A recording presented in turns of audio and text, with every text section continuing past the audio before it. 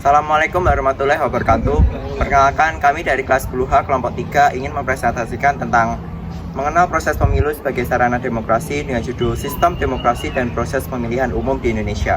Sebelumnya, perkenalkan, saya Reza Skafian Sunarno, nomor absen 5. Saya Bernardo Samudra absen 6. Saya Laras Kusuma Dewi absen 19.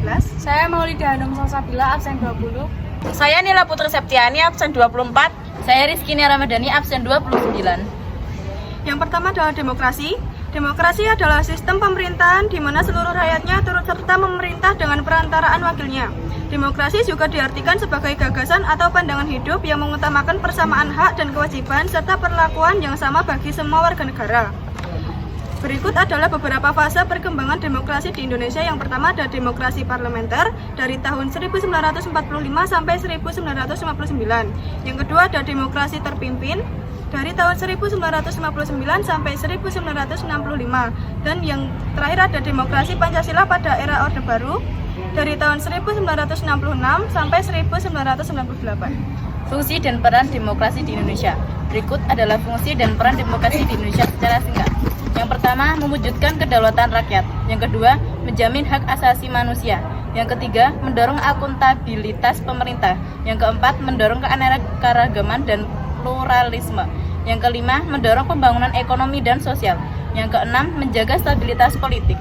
Yang ketujuh, mendorong partisipasi masyarakat. Dan yang terakhir, menjaga keseimbangan kekuasaan. Pemilu.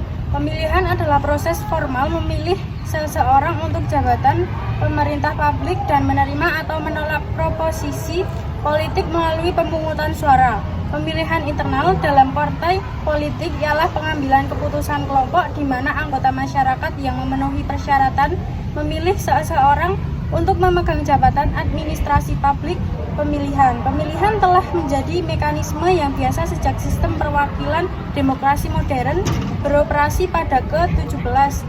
Pemilihan dilakukan untuk mengisi jabatan di legislatif, terkadang di eksekutif dan kehakiman, serta pemerintah daerah dan lokal. Proses pemilihan ini juga digunakan di banyak organisasi swasta dan bisnis lainnya, dari klub hingga asosiasi, nirlaba, dan korporasi.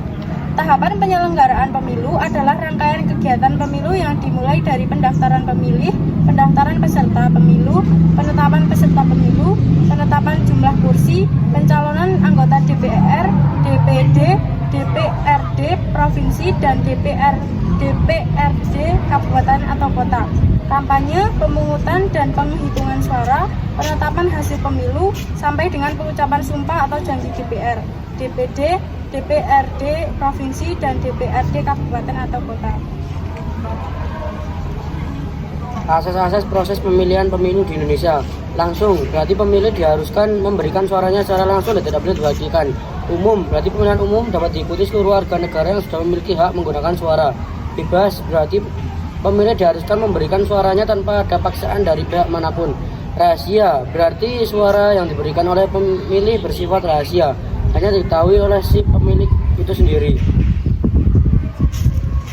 Pemilu memiliki fungsi utama untuk menghasilkan kepemimpinan yang benar-benar mendekati kehendak rakyat. Oleh karena itu, pemilu merupakan salah satu sarana legitimasi kekuasaan. Pemilu dapat dikatakan aspiratif dan demokratif apabila memenuhi beberapa persyaratan. Demikian presentasi dari kami, kurang lebihnya mohon dimaafkan. Terima kasih. Wassalamualaikum warahmatullahi wabarakatuh. Waalaikumsalam warahmatullahi wabarakatuh.